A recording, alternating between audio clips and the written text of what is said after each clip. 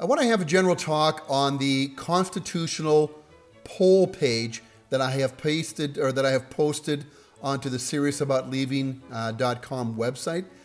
I'm trying to get enough people on there to give us a general consensus as to what Western Canadians want or feel. What my point of doing this and where my goal of doing this is once we have enough participants on there, we have enough numbers on there, that we can go back to our politicians and start pushing this in their face and get a statement from them.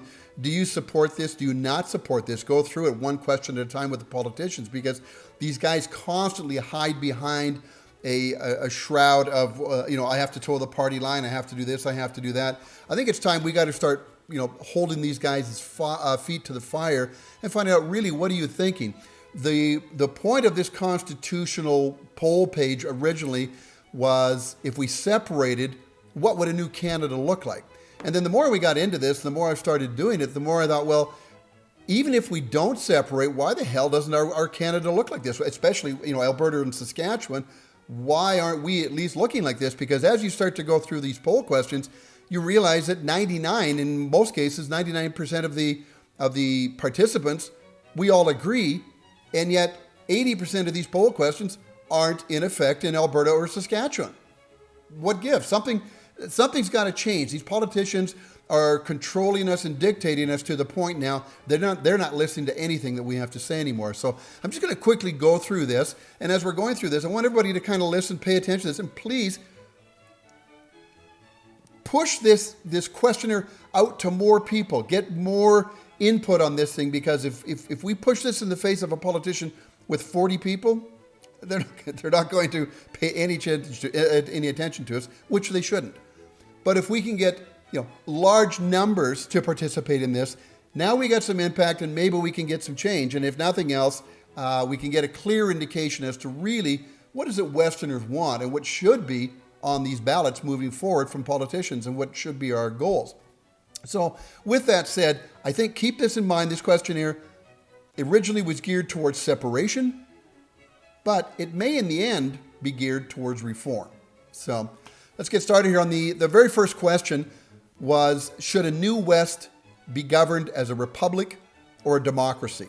Now, the difference between a republic and a democracy is quite subtle. You can go on the internet and look it up, but the gist of it is a republic is governed by rule of law. So you have a set parameter such as the U.S. Constitution. We have all the amendments, and you say, okay, here are the laws that we want our country governed by. Follow them. The politicians then don't make the decisions. It's their job to follow the law that we have already set in place.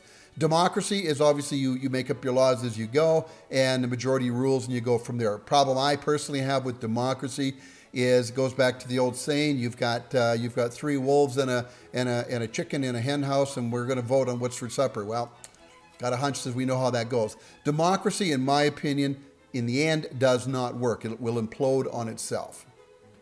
Second poll question: should a new West follow a core Christianity base throughout all facets of government, education, and law?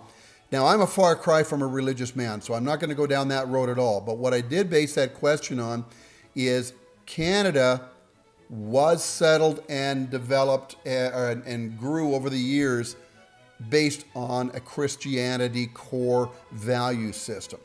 And I think for Canadians to move forward, we have to get back to that. Whether I'm for or against Islam, Sharia law, this kind of stuff, I don't know, and I don't care. I'm not trying to make that point here. But the problem is you've got 2 different cultures, and you can't mix cultures together. There will be chaos. Contrary to what the government is trying to feed you, that diversity is our strength, it's absolute bullshit. It's not. You cannot mix cultures. Ironically, you can mix races. Races generally get along okay. Now, there's obviously racist people. You can always find an extreme situation in any analogy. But generally, races do get along. It's cultures that do not get along. So moving forward, we got to have a core culture that we live by and that we set everything by and we agree to.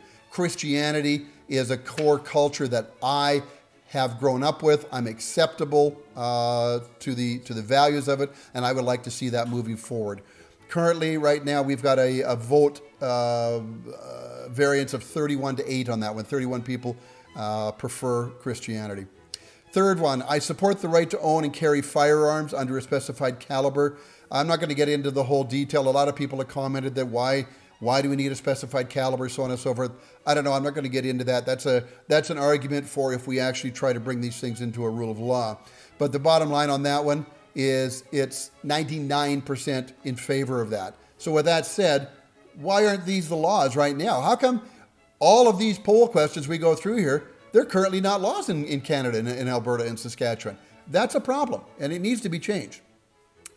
Number 4, I support total open free speech, including excluding direct threat to government, person, or property. My opinion, that's a no-brainer. I don't care if the neighbor dislikes me, if he yells across the street that I'm a fat white bastard and he hates fat white people. I don't care. Just don't come across the street with a gun and shoot me or with a club and hit me over the head. I'm open to free speech, excluding threats of death and so on and so forth. And the poll is, again, about 98% in favor of that as well. Number 5, a new West would adopt English as its only official language. Again, in my world, we're in Western Canada. The only reason we had French brought in was because of Quebec and Trudeau. Enough. Put this shit behind us and move on. If Quebec wants to be 100% French, go for it. I don't care. Out here, English. We're not going to pay to have 2 languages printed on everything, on signs and everything. Enough of that crap. Time to get rid of that. Number 6, Western Canada could separate to form its own country or republic, or we could make an application to join the United States. This one surprised me. We ran an earlier poll on Twitter, and actually the United States preference won. And I was shocked by that. There was a lot of talk amongst the people that participated back then, and it kind of explained better reasons why we'd be better off as our own republic as opposed to part of the United States. Ironically, we reset this poll back up there now, and it's on the website, and at the moment, the vote is in favor of being an independent republic. But ironically, it is close still. So there's still a lot of people that prefer joining the United States as opposed to being our own independent republic. So I found that interesting. Number 7, no covering or obstructing the ability to view one's face within 500 meters of a public event, rally, or protest. We actually have a couple people that are against that do believe you should be able to cover your face during a protest or a rally. I'm perplexed by that, but either way, that's up to each individual person. But for the most part, again, 99% are in favor of no. You can't go out to a protest rally, cause problem, cause grief to people, actually attack people in some cases with a bag over your head. Come on, that's, in my opinion, absolute bullshit. Number 8, immediate deportation of convicted criminal non-citizen immigrants. Again, ironically, there's one person that thinks that is against that. Everybody else completely in favor of that. Number 9, Western culture, laws and protocol must be acknowledged and accepted by all immigrants. I mean, that's a no-brainer. I can't even believe that we even have to ask that question. Guess what? 100% of the people that took this poll agreed with that. Number 10, citizenship. 10-year term required before you're eligible to vote. Not clear-cut. About 75% agree with that.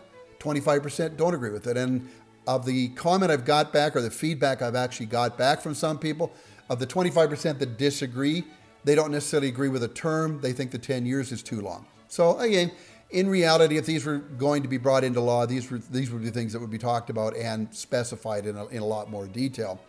Number 11, no automatic citizenship for newborns if both parents are not citizens. Again, that's a broader subject that would need to be discussed in substantial detail to get clarity on that. But the gist of that one is just good. If we've got a terrorist, to go to extreme, if we've got a terrorist comes in here, meets a lady, she becomes pregnant, they have a baby, automatically this baby becomes a citizen, with its father a terrorist and links to it. I personally have a problem with that. On the actual poll itself, we've got about 97% agree with me. There is about 3% that disagree and think anybody born here should become a citizen. So again, open to discussion. Number 12, freedom must be protected. No organized political anti-freedom factions, i.e. socialism, communism, etc., or religious hate groups. Again, that one very sided towards that people would support that you can't have communist groups and so on and so forth within our country, and you can't have religious hate groups within our country. But ironically, it's not 100%. It's currently probably 80%, 20%, something like that. So interesting. No specialty groups or minority interests. I'm so sick and tired of women's groups, native groups, white people groups, Ukrainian groups. I mean, pick something. Everybody's got a specialty niche group. And the only reason they have that is so politicians can play you against each other and try to sway votes back and forth. It's ridiculous. If you're in Canada, in my opinion, or if you're in Western Canada or in the new Canada, should we separate, you're a Canadian. Nothing else. I don't want to hear any more of your crap that I'm white, I get special treatment. I'm black, I get special treatment. I'm native, I get special... Bull. We're just Canadians. No special treatment. No such thing as a minority group. You're a Canadian. 14. New West citizens would be immune to foreign lawsuits. I'm confused on this one. We've actually got about 80% in favor of that and 20% against it. The meaning of that is just we don't want foreigners, somebody from Russia coming up with some bogus allegation and being able to come into our country and sue our citizens. So that specific point maybe needs more clarification before it would ever be, put onto a poll or onto a referendum vote of some sort. But anyway, that's where it's currently sitting at. 15, incarcerated and or paroled citizens are ineligible to vote. Again, in my world, my thought pattern, no-brainer. If you've broken the law, you have shown clearly you will not abide by our customs, our culture, our laws until you clear that debt to society. My opinion, now you don't get the right to have a vote or to say in how the rest of us live the rest of our lives or how we govern our country. That's my thought. Right at the moment, it's about 95% support that, 5% still don't. 16, criminals lose all legal protection during and after committing a violent crime. So anybody committing a crime, especially out here in the West, we're having lots of problems with this. Where groups are coming into farmyards, they're stealing, they're actually shooting the residents, shooting at the residents. It's got completely out of control, and basically we're defenseless. What this rule is saying that, look, while you're committing a crime, I have full right to shoot you, do whatever I want with you. And if you're trying to get off my property after you've committed a crime, I still have the right to shoot you. I'm completely in favor of that. I'm sick and tired of the criminals having more rights than the citizens. So that's something that I think dramatically needs to be looked at. And ironically, it's at about 95%, 5%, something like that. We look at number 17. In a court of law, mental issues or illness cannot absolve guilt. I'm 100% in favor of that. These people that kill somebody, do some violent act to them, and then plead insanity, I give you that. You probably are insane, but that's not an excuse. You can't use that as a defense. Pay the piper. And again, in that one, about 95% of people agree with that. 18, innocent and free until proven guilty. What we've got right now in our new socially correct, socially accepted culture is you're instantly proven guilty as soon as somebody makes some stupid allegation, and then good luck trying to get yourself free or prove your innocence after that fact. Very, very difficult to prove innocence. So we need to stop that. We need to turn it around. You're innocent until proven guilty. Now, I know a lot of you out there saying, well, that's what we have. No, you don't have that. We don't have that. We haven't had it in a very, very long time.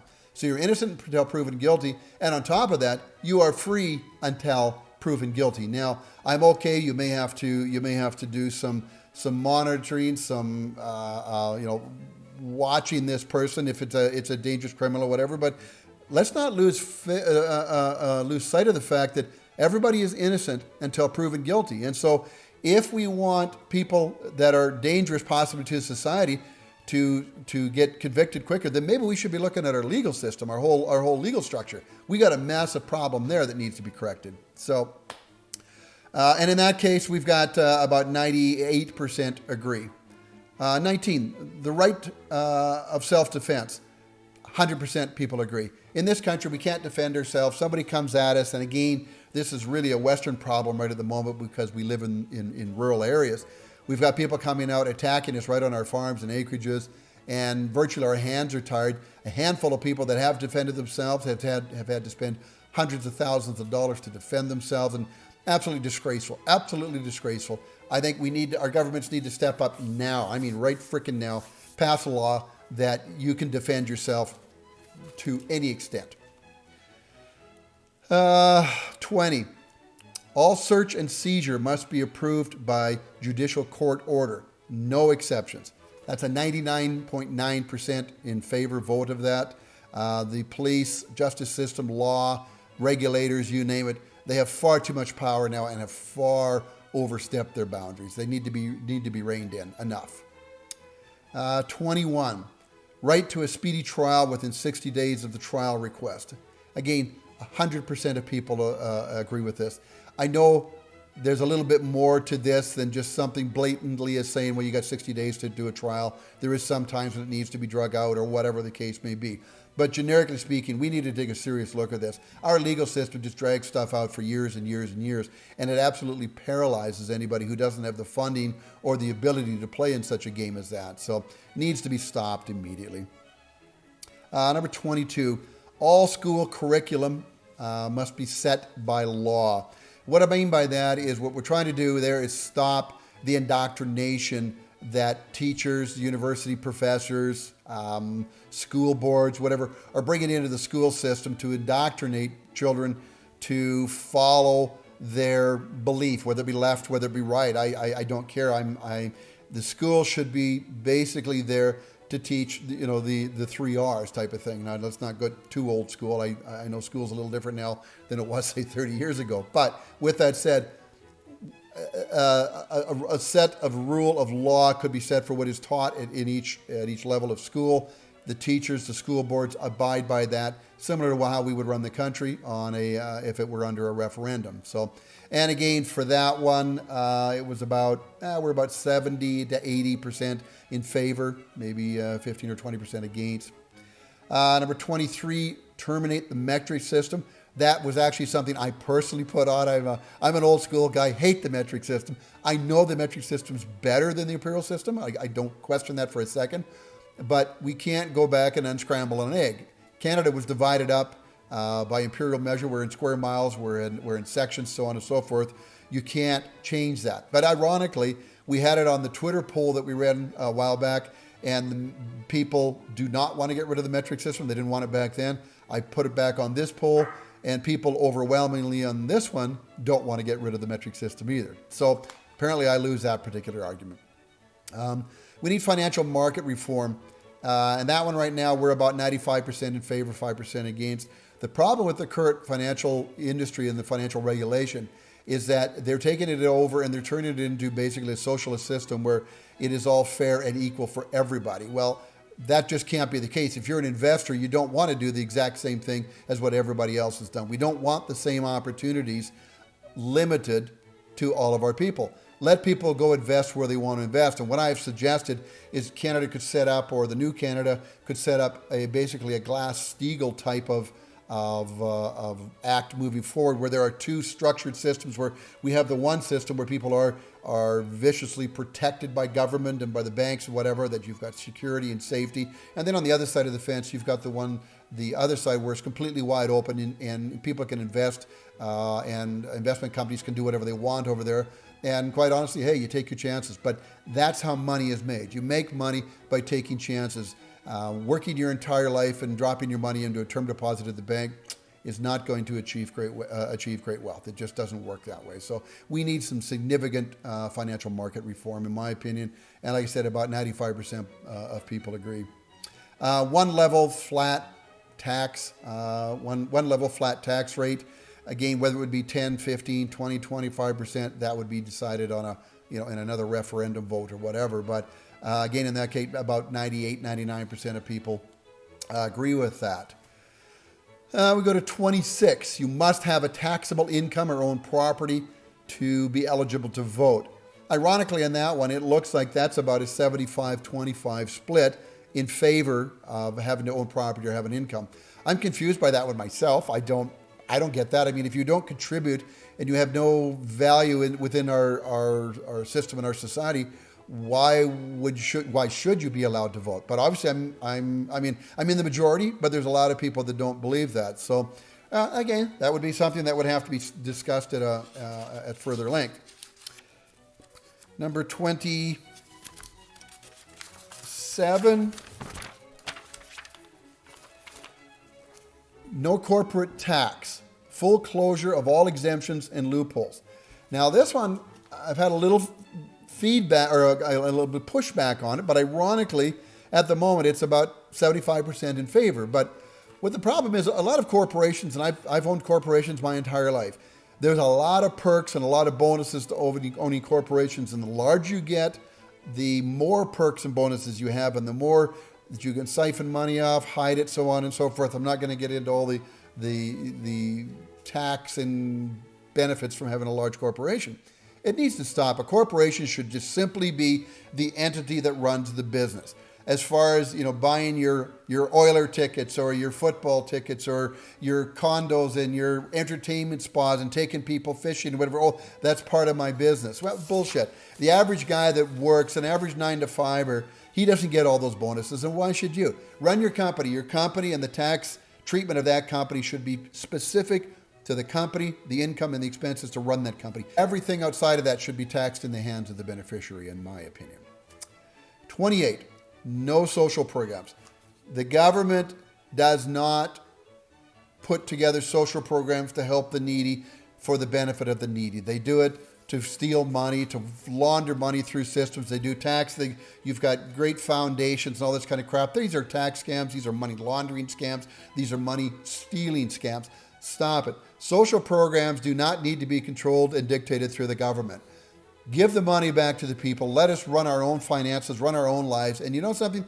People are very, very generous on their own. And from there, if you give a social program the same tax treatment as you would a corporation, if you had corporations set up properly, social programs could be ran by individuals and they would be more profitable and more beneficial to the people that you were trying to help under such a structure.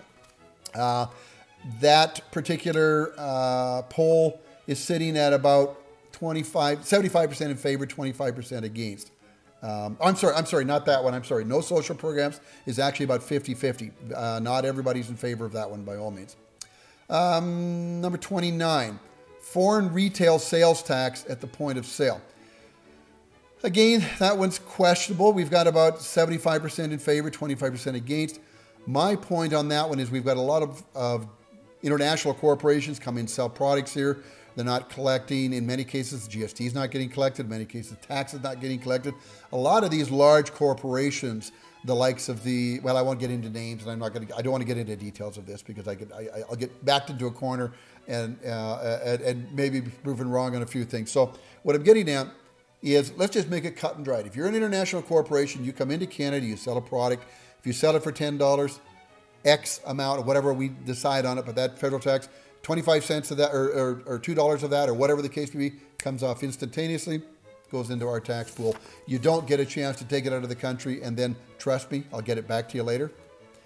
30, one corporation ownership. I'm a big supporter of this, a big proponent of that.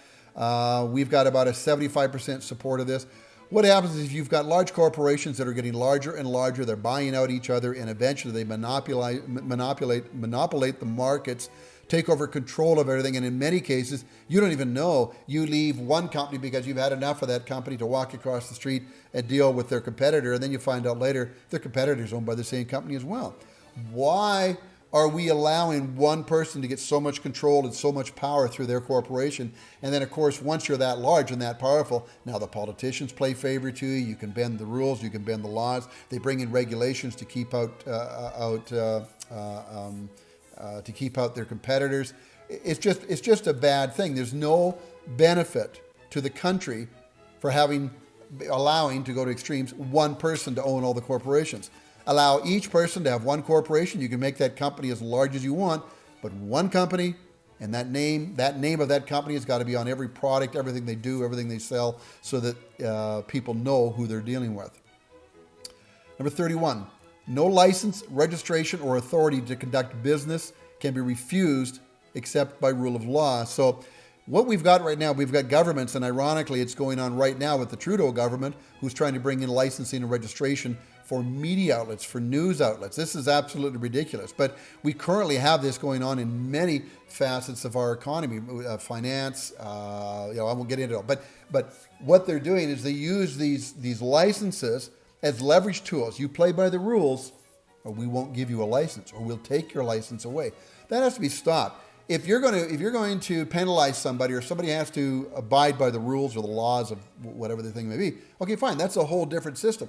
The right to be in business should be offered to everybody. Now, when you get into that business, you run that business, you do have laws and regulations to abide by. So those laws and regulations, if you break those, you go to a court of law, you're brought up in front of a group of your peers, and the termination of your future or your penalties will be decided by them, not by some government official dictating a license or holding that license out over your head. Number 32, no unapproved government ownership of any corporation, business, or service without citizen approval. Bottom line is, get the governments out of free enterprise and out of most businesses within the country. Now, understanding that, there are some places where government probably not necessarily do a better job, but it's more appropriate for the government to handle a national service. In that case, have a referendum. If the people vote on it and decide that yes, the government could take over this, fine, then they can go ahead with it. But otherwise, government cannot own anything without permission from the citizens. Number 33, public allegation enforcement panel to hold officials to accountability. What this is for is this is a kind of a spin-off of the United States Republic and the problem with their republic. They have a great, what I believe to be a very good constitution. It has set parameters for the government to operate on through the last couple hundred years. Worked very well, is very successful. The problem with it is that the people that are put in charge to enforce the Constitution, to enforce the rules, have now overstepped their bounds. They don't enforce the rules, they don't abide by them, and nobody is holding them accountable. And there is no set system or structure where they can be held accountable. So what we need, in my opinion, is we need a public allegation enforcement panel where any citizen can make an allegation against a politician, an authority. It would go into a hearing room where you would have a appointed jury, that these are drawn from the citizens of a group of the peers. The case would be presented to the peer group. If they decided that yes, we think this politician is breaking the law and he should be prosecuted, at that point then it would escalate to the real criminal courts and the real law structure, that he would be held accountable, and then from there whether his guilt or innocence would be decided by a further court and a further jury. I think it's something that's mandatory to keep government in line. Number 34, mandatory public service salary parameter limits. 99% of people agree on this. Bottom line is government salaries have got out of control. These government people have got so arrogant and so full of themselves that they seem to think they're worth hundreds of thousands of dollars a year, where the actual people that they work for are getting pittances of that. So I think government salaries need to be controlled under and set under the guise of what's a similar job in the private sector, and what would that be paid? That's what you get paid. Number 35. A 10-year maximum elected term limit for all elected officials. Again, 99% of people are in favor. I think this has been a strong case for years and years and years, and ironically, geez, go figure, Governments always balk at this one and never bring this to fruition. This is something that's got to stop. We've got lifelong career politicians that are completely useless to society and contribute nothing. You need to be removed. You need to be removed. This law would do it. Number 36, establish a formalized provincial constitution. Now, this one comes, the next several points on this.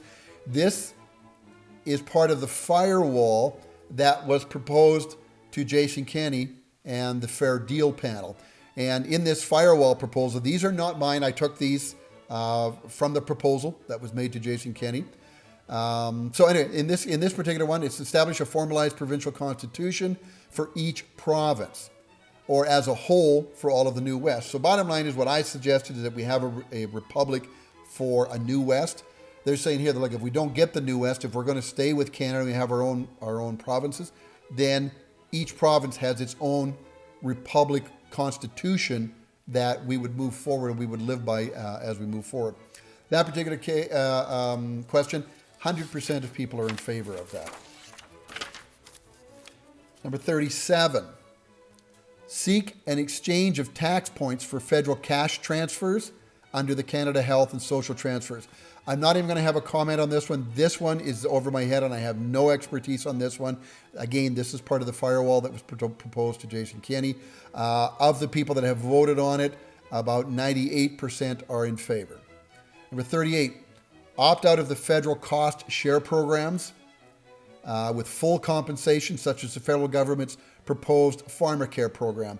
Again, I do not know enough about this to have an opinion, so I'm going to just stand back from this one. The people that voted on this, again, 99% in favor.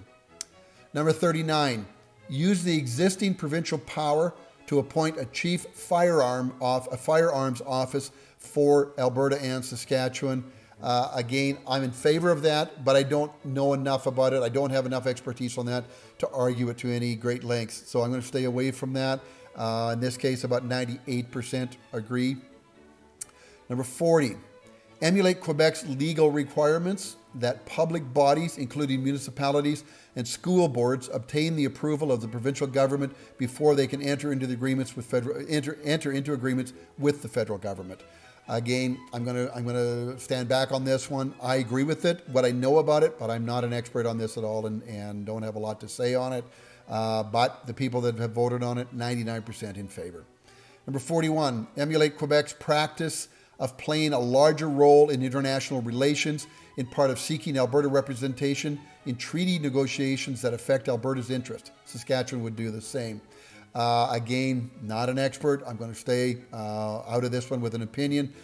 100% of people agreed on this one that voted on the poll. Number 42, establish a provincial police force by ending the Alberta Public Service Agreement with the Government of Canada and Saskatchewan to consider doing the same, similar or applicable actions.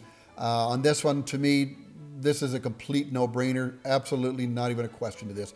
Proof going on right now. The RCMP has completely become irrelevant. They work directly for Trudeau and the Liberal and the Ottawa government.